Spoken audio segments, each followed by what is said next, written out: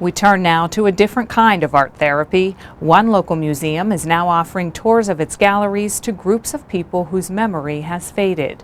And these tours include some rare but memorable moments. Hi, Rosie. Dot, I'm Kathy. How do you do? It's a busy and exciting day at the Carnegie Museum of Art in Oakland. Bob, how do you do? Hi. Hi. Hi, hi, hi. Residents, caregivers, and staff from Woodside Place, a Presbyterian senior care facility in Oakmont, arrive for a tour of the museum. Here comes Celine. Hi, B. How are you? Good. Hi, Dot. And we've got Margaret and B. This is perfect. Perfect. And what a perfect place to be, surrounded by walls of colorful art and compelling sculptures. Yep. Make a nice semicircle. It's nice and warm up here. Kathy Petrinas is the tour guide or docent at the museum. Now, we are going to talk about men because Bob here is the only male. I thought we would honor him by talking about men in paintings and in sculpture. Every month for the past few years, she's been giving guided tours to visitors like these.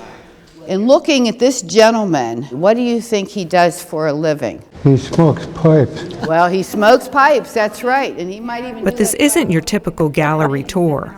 Can we have anyone else add some things to what Bob's saying? Does he do artwork? Well, he could do artwork, you never know. This tour is called In the Moment because it's for people living with Alzheimer's and other forms of dementia. Mary Ann Perkins is the coordinator of the volunteer docent program at the museum. In the Moment came about through a phone call. Kara Behringer from Woodside Place called me one day and she said, do you construct tours for people with Alzheimer's disease and other dementias? And I said, well, we haven't done that yet, but I said, I don't see any reason why we can't. So we agreed that we would have a tour experience. I did a lot of research and a lot of study, and Kathy did a lot of research and study herself. And Woodside Place has been coming for the past several years. B, and why do you think it's a woman? I'm not going to. So why do you call this In the Moment? Why do you think it's When I was thinking of a name for this program, I thought of the audience, this particular audience. And when we do the tours, they are literally living in that moment. So we leave the world of dementia behind, and oftentimes when they leave, they may not remember what they saw, and that's okay. But the idea that we can provide a moment in their life that is compassionate and rewarding and educational through using works of art is a pretty powerful thing. Powerful because art has the ability to stimulate. It can trigger memory function, create new ideas, and transform a person's mood. So this man plays a violin. Let me ask you, is he a good violin player? Can we tell? Kathy Petrinos asked many questions during the hour-long tour. That's completely by design. What else would give you an idea that he's a good violin player? He knows how to hold it and everything. Questions are meant to engage and to provide for more social interaction. These specialized sessions are modeled after a program used by the Museum of Modern Art in New York City called Meet Me at MoMA. The methodology that MoMA uses is really right on with our tour methodology, which is an inquiry-based methodology of approaching artworks. Tell me about that. What do you mean by that? Inquiry-based methodology is when you are looking at a work of art and you are interacting with the visitor, discussing the work of art. As you noticed today, Kathy would say, well, let's take a look at this painting. And then she would ask, what do you see going on here? And the discussion continues and the conversation develops that way. But not everyone is eager to take part in verbal conversations, and that's okay. Do you think he's important? You do think he's important. That's good that you're saying that. Kara Behringer is the art therapist at Woodside Place. She says In the Moment is making a difference in the lives of residents suffering from dementia. In observing them, it feels like they're stepping outside of themselves and they're back to this very typical behavior in the community. They're very involved, they're very alive. There's no mention of anything with dementia or nursing home or anything that has to do with being restricted. And I think that sometimes when words don't work, the art still comes through.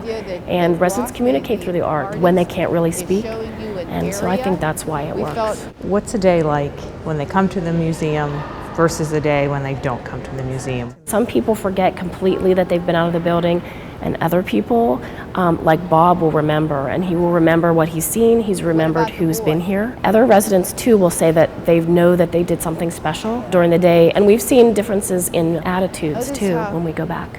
We've seen differences in people wanting to walk more, people wanting to talk more. So it's not hard evidence, but it's apparent to me that there's a change when we go back. Joan Clark certainly notices a difference in her husband, Bob. A former chemist, Bob was diagnosed with dementia in 2003, but Joan believes his memory loss began long before that. Well, it starts off rather slowly, and so I think that because you kind of go along that path, you don't realize how they are decreasing in their abilities. But there are signs that people could recognize, but at the time you don't think about it. When you have a day like this and you come to the museum, how do you see he reacts? Well, he enjoys it. Obviously, he enjoyed having his other friends that are in the personal home with him. I just think it's so important that you keep on stimulating their minds, because if you do that, then they continue to at least not decrease in their abilities too quickly. What do you think he does for a living, if you had to just guess by looking I at think him? he's a kind of a strange person. He's the way he's leaning. Are you sure that's not a woman? What is it like for you when you're talking to the residents and they're responding to you? There is an excitement more with this group because you know there are certain ones that normally aren't responsive. I can see their eyes are right with me, but they just don't say anything. And so when they do respond, I do everything but jump on top of them. I get real excited, and I try to draw more out of them, and take that response and build on it. So it is an excitement. An excitement the museum hopes will continue, using art as therapy. I think it brings them joy and happiness in the moment, because I don't think that a lot of things carry over, and I think that the only time we really have with them is this moment, because they can't often recall what happened yesterday. There aren't a lot of tomorrows, so I think it just brings this joyous event that happens right now.